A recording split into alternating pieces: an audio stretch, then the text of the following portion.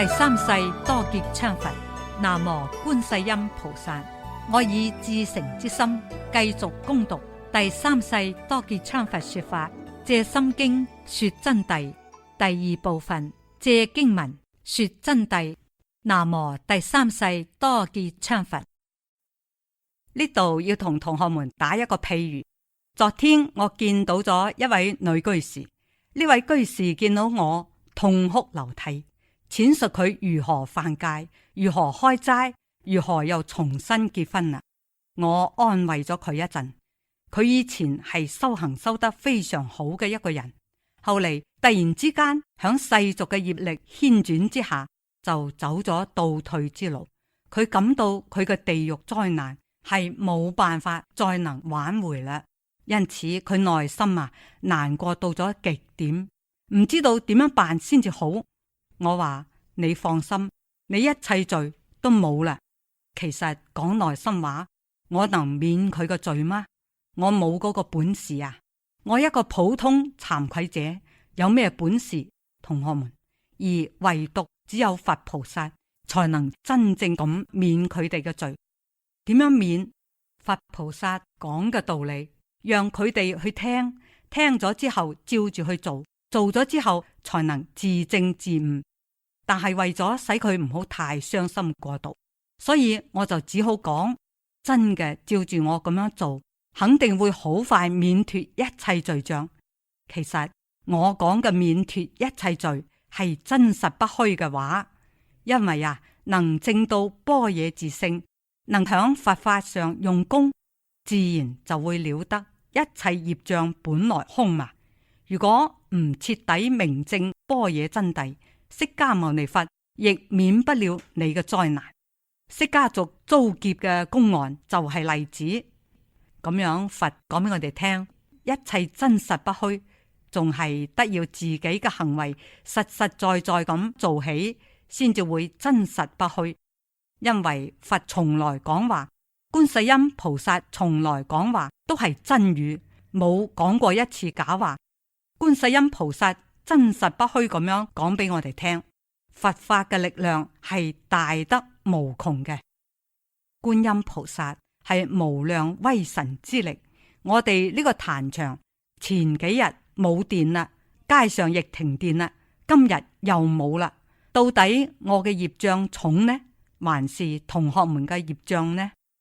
唔係，我哋都冇業障。我哋大家嚟齊聲祈禱，念六字大明咒，念六字大明咒，一切業障都會消除。大家齊聲念唵嘛呢叭咪吽，唵嘛呢叭咪吽，計1分10秒。南無觀世音菩薩，南無觀世音菩薩，南無觀世音菩薩，南無觀世音菩薩，南無觀世音菩薩，南無觀世音菩薩，南無觀世音菩薩，南無觀世音菩薩，南無觀世音菩薩。請將我嘅燈着起嚟。南無觀世音菩薩，南無觀世音菩薩，感謝佛菩薩。南無觀世音菩薩，果然威神自然，不可思議勝力。唔念啦，唔念啦。觀世音菩薩係真實不虛者，係說明我佛世尊即如來係真語者、實語者、如語者、不妄語者，係不綺語者。從多劫至今朝都冇向眾生打過一次妄語。咁樣觀自在菩薩係佛嘅化身，所以同樣有如此威神之力，處處以應機分段妙理而為開示眾生。今顯真空實相理體，依此體而起般若照用，照見四大諸法本源自空，不需離色取空而緣起性空，故無苦可得。無苦可得，因此呢個就係偉大嘅觀世音菩薩，知道嗎？為了開示一切眾生而顯真空和實相嘅理體。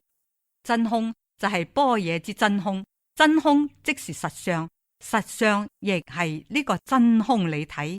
咁樣理呢就係般若之理，體呢就係世俗之體，世俗之體照空即是理，依此俗體而起聖義般若照用，照見四大諸法本源自空，就自然照見四大諸法本源本身係空相，無相可得，唔需離色去取空，就係講唔需要離開色去取空，而緣起性空。好好咁聽啊，同學們，非常重要。呢一段嘅佛法就係講佛法上嘅道理啊，係真空妙有嘅關係，就係講依呢個體相起般若照用之後啊，就照見四大諸法本源自空啦。地水火風都係空嘅，不需離色取空，唔需要離開一切色境去取空，而緣起性空，就係佢本身嘅緣起就係性空嘅。我同同學們講嘅色空觀和體空觀，大家今後可以回過去多聽一下，多閱讀一下色空觀、體空觀嘅道理，自然而然解讀出緣起性空嘅道理，故無苦可得。因此，既然緣起性空，所以就冇苦可得啦。菩薩前者所講顯文經理，存在開示眾生悟道，就係前面講嘅顯文嘅呢個經嘅理啊、道理啊，全部響度開示眾生悟道，切見般若。悟一個咩道呢？悟嘅道就係為咗讓同學們，讓所有六道眾生切見般若。悟之深淺分段受益，就係講悟嘅深與淺係在於分段使你受益。咁樣悟得深就受得深，悟得淺就受得淺，因果係不昧嘅，呢個係因果關係啦。就係講你做咗幾多佛事就有幾多功德，未有做佛事就冇功德。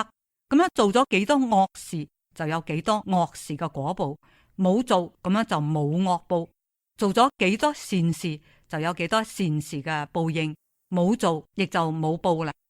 既然前者分段顯理，係為眾生相應於根基而說法，後者顯咒亦係為不同根器者而說總持陀羅尼法，妙在無理貫通。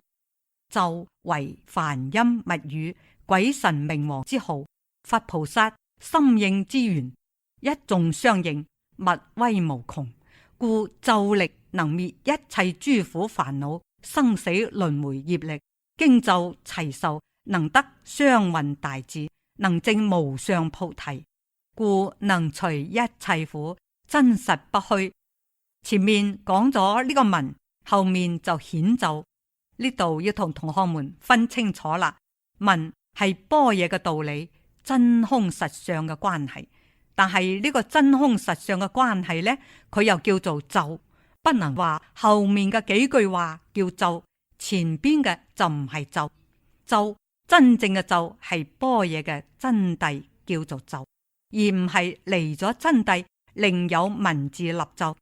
證悟咗真諦先至係真持咒總持，未證者亦係口頭咒詩，但一心相應亦會威力無窮嘅。